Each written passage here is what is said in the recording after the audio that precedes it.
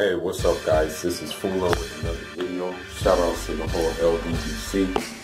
So, I've been looking at these website articles from the UK, and it looks like Vladimir Klitschko is trying to come back, okay? And he's targeting Anthony Joshua to come back with.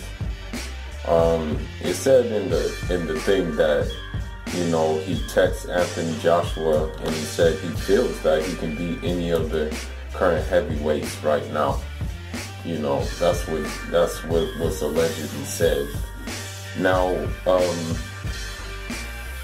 you know, we just need to look at actions and patterns of certain people to realize that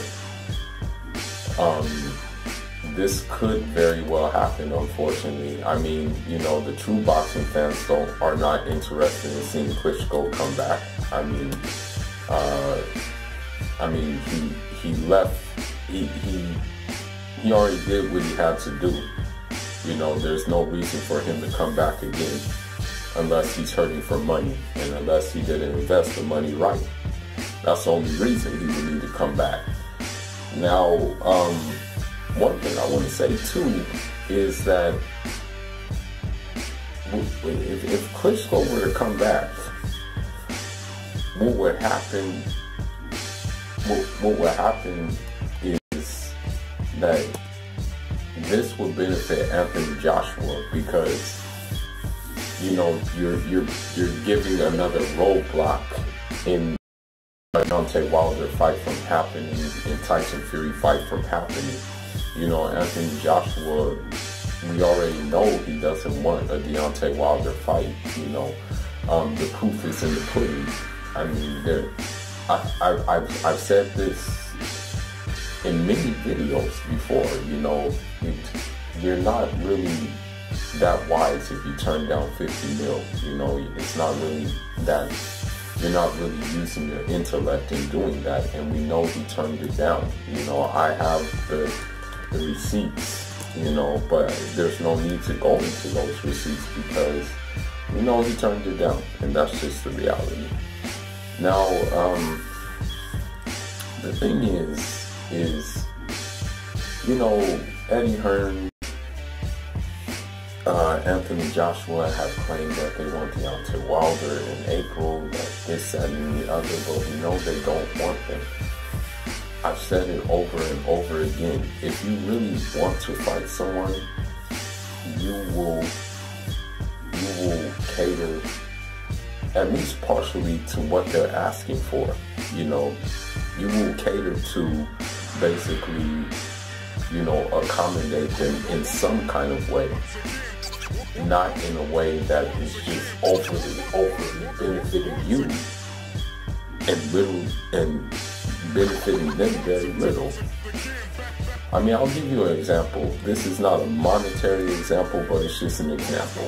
Like, I mean, we know that the Floyd-Conor McGregor fight was an exhibition fight. We know that. We understand that to be the case, okay? But the thing is about that fight, okay, is that in that fight, you know, Conor McGregor said, you know, I bet you wouldn't fight me in 8-ounce gloves. You know, that's what you know, Conor McGregor said. So, you know, Floyd said, okay, bet. And so Floyd, you know, I think at 154, you have to fight at 10-ounce gloves at 154. You know, but you know, Floyd said, okay, no problem. So they got some special rules, and guess what? They fought in 8-ounce gloves. No problem. You know, I mean, I'm not really a fan of Floyd's outside the ring tactics, but inside the ring, he's a boxing maestro. But you know, he even said, like, he said, you know, we'll use 8-ounce gloves then, no problem. He said also that, you know, he wanted to give him all the benefits as possible coming into the fight. And so, I mean, 8-ounce gloves is one of the benefits he decided to give him.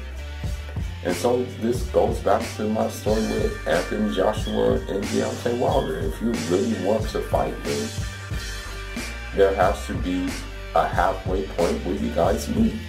I mean, Deontay Wilder was even willing to go to England to fight Anthony Joshua, okay? But they still didn't want it. A 50-40 split is not that much to ask for, man. Come on now, you're putting your life on the line. Any punch can change anything. So why not 50-40? But again, you know, we know what it is with these guys, man.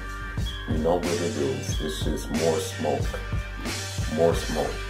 But one thing I want to say about Klitschko, this is one thing I want to say about Klitschko. Now,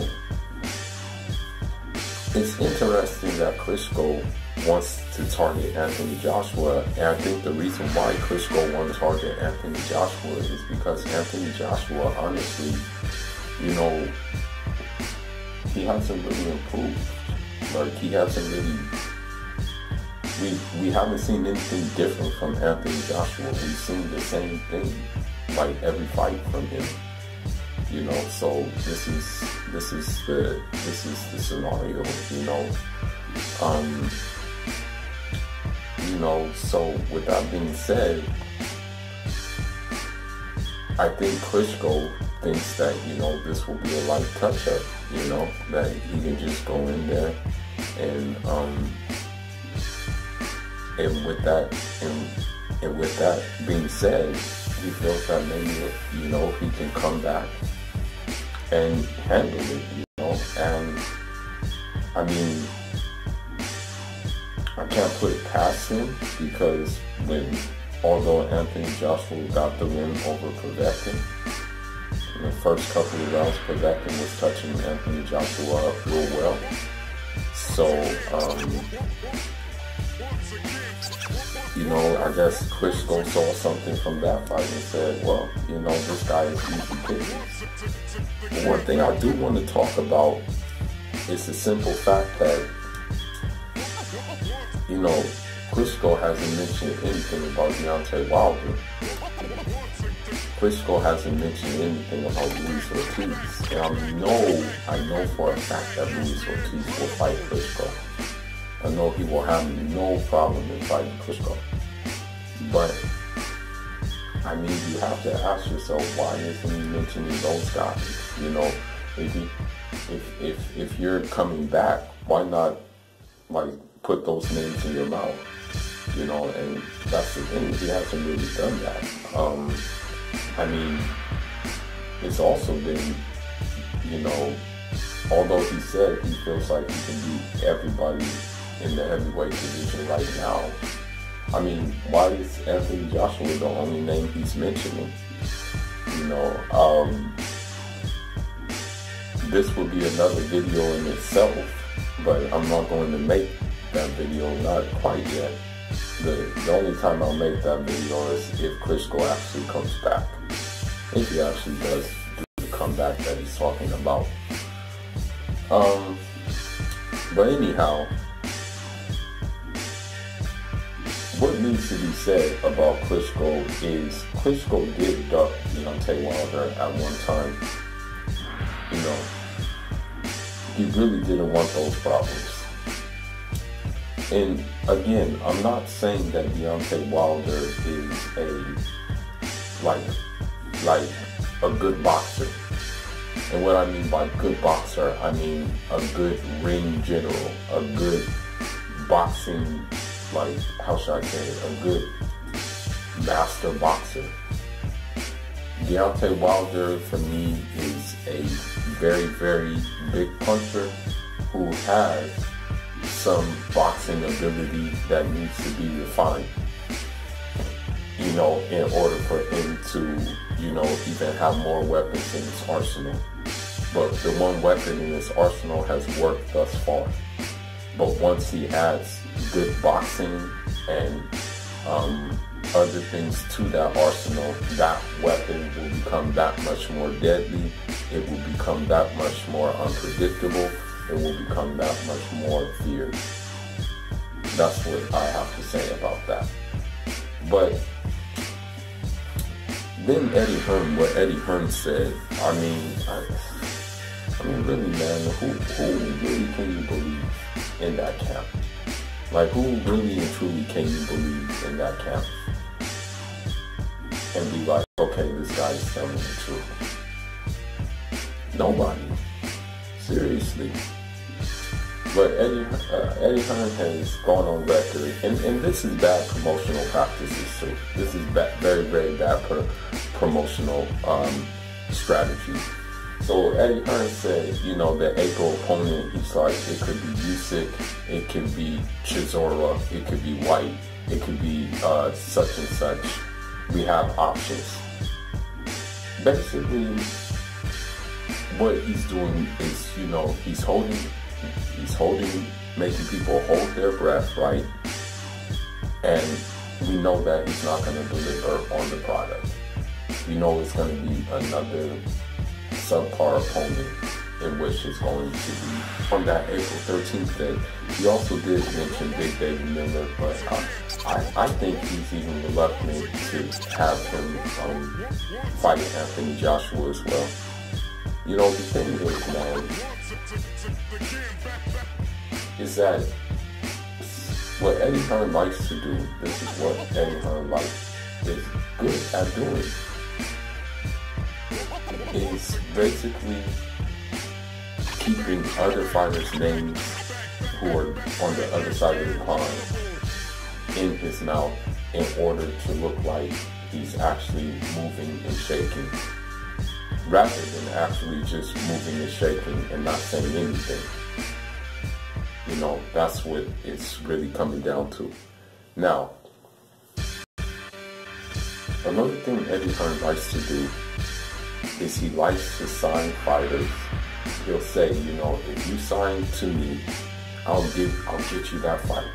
That's what he likes. He's like, okay, if you sign with me, you'll get your Joshua fight, you'll get your whatever fight, maybe the big fight.